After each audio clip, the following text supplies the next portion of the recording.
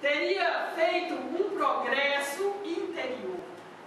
Então talvez nós precisássemos aprender isso para que em condição espiritual cada vez mais avançada, mais evoluída, nós pudéssemos passar pelas nossas necessidades. Porque todos nós caminhamos para uma enfermidade que nos leva à desencarnação, nos leva a essa transição de uma dimensão para outra. Ou alguns de vocês compreendem que vão permanecer no corpo até quando? Né? Tem gente que está programando 150 anos. Imagine, o corpo físico já em falência, não é? E a gente querendo permanecer nele.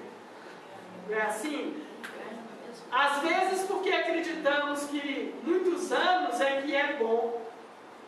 Acreditamos ainda nisso, né? Sendo que nós podemos fazer uma transição de uma dimensão para outra, como nos ensinou o autor deste texto, trabalharmos uma síntese, uma compreensão melhor e encarnarmos novamente com nova disposição. Sem essas dúvidas. Fala, Bruno. Eu ouvi falar que o nosso corpo físico ele já tem uma programação pré-determinada dos nossos genes para entrar em falência em determinado momento. Certamente, o corpo físico ele foi trabalhado, isso está no caminho da luz do Emmanuel, para ter uma sobrevivência saudável de em torno de 140, 150 anos. Com 20, o que nós já fizemos com ele? Com 50, nós já estamos virando a serra. Estrupiado já. E como para baixo é mais fácil, a gente despenca como Vai rolando, vai rolando. Tá rindo, Sônia? Vai todo. Não é assim? Para baixo é mais pesado já. A curva, não é assim? Nós enforcamos facilmente, não é? Então passar por uma enfermidade de forma inteligente. Perguntar para nós mesmos, como é que eu fiz isso?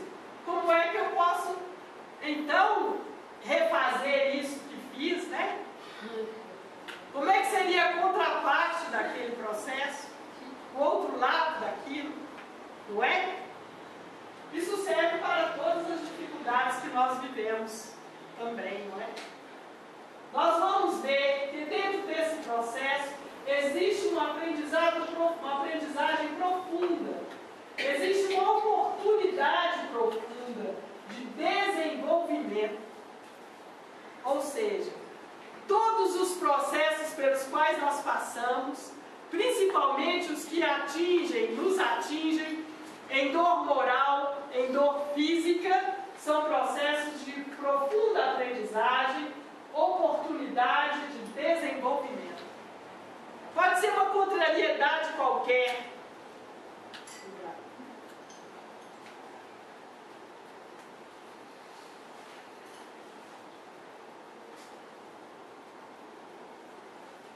Chegou a hora, hein, Daniela? O nome do moço aqui, ó. Então, ele vai contar para nós a história desse sábio indiano. Como chama? Ramana Ramarishi.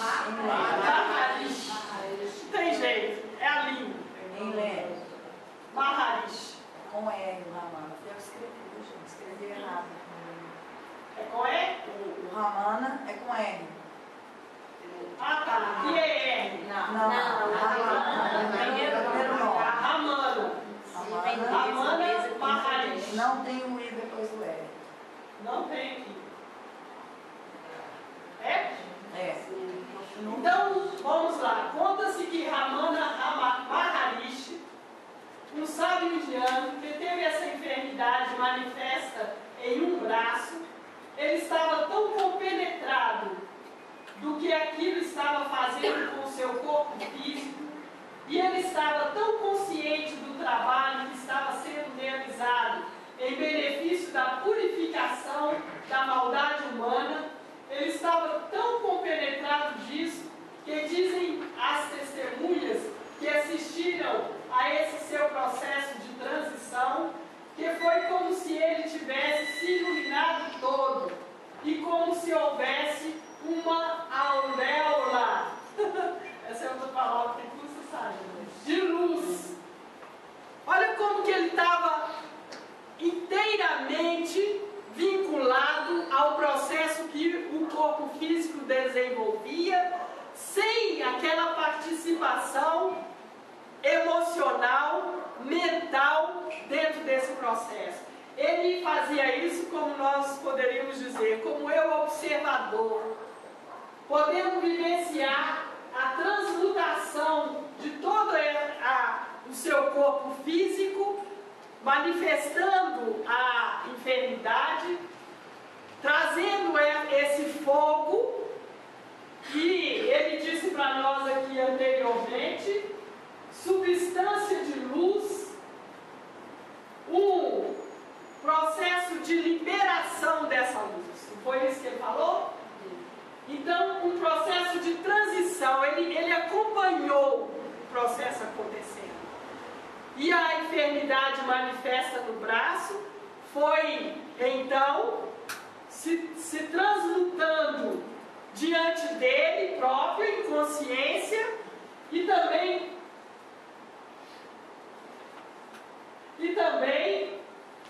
testemunhas assistiram a isso. Entenderam? Em torno do seu corpo de luz, né? De luz, em torno do seu corpo físico, e isso certamente era o seu corpo etérico, a sua áurea etérica, irradiando luz etérica, dessa luz que estava se desprendendo e que estava se liberando de todos os seus átomos. Vocês imaginam isso?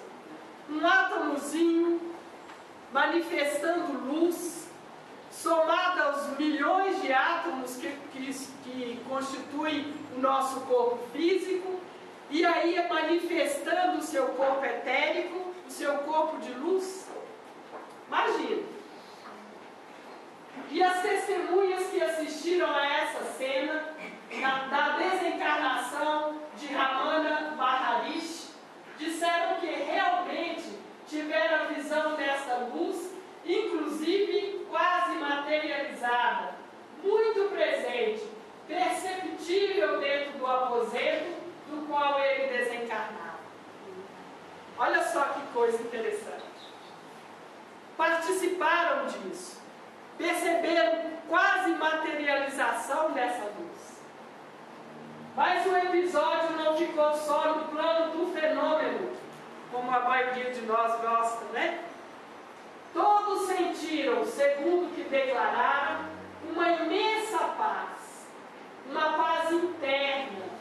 Sentiram uma infinita harmonia que vinha e que irradiava do sábio enquanto ele estava desencarnando, e que estimulava a harmonia interna de todos os que estavam à sua volta, enquanto isso, o seu braço e todo o seu corpo físico estavam naquela situação dolorosa, mas, independente disso, o processo se passava e ele parecia ter encontrado um estado de consciência no qual essa dor não era mais perceptível.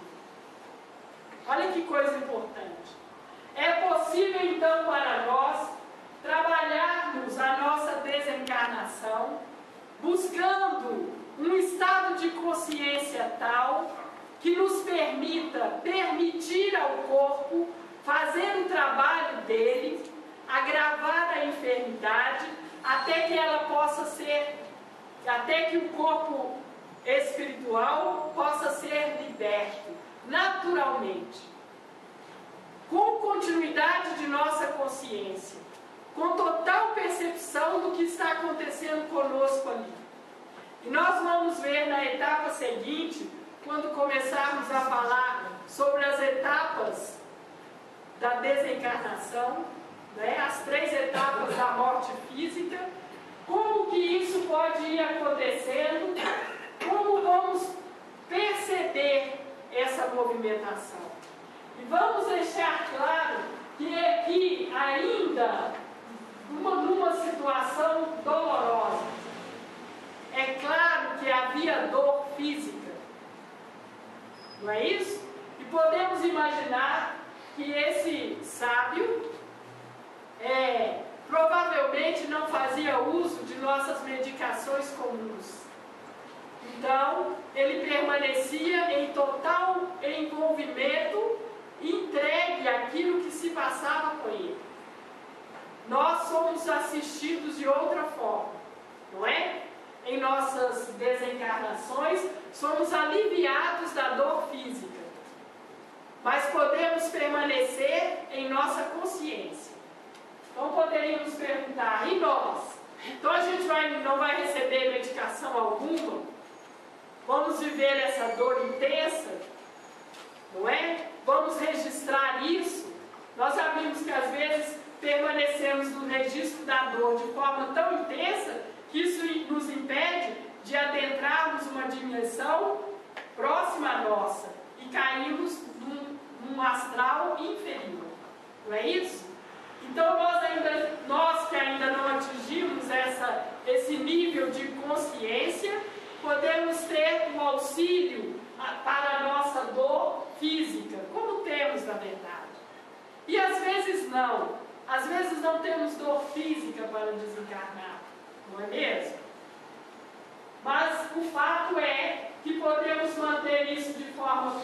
Podemos perceber o processo acontecendo conosco, com a consciência interligada também aos planos imediatos. Olha que maravilha! Mas conheci alguns casos em que havia a presença da dor e que os indivíduos conseguiam uma convivência com essa dor, uma convivência tal que mudava completamente o seu relacionamento com essa dor, e com isso eles se harmonizavam com a dor física e por várias encarnações futuras estavam isentos deste problema. Isso quer dizer que para verdadeiramente permitir que o processo se faça purificando a alma, que é o objetivo, a doença da alma, é necessário que eu harmonize de tal forma com o processo da dor. Olha que louco, não é, Rodrigo? Muitas vezes evitada por nós. Muito evitada. Tão evitada que a dor de pensarmos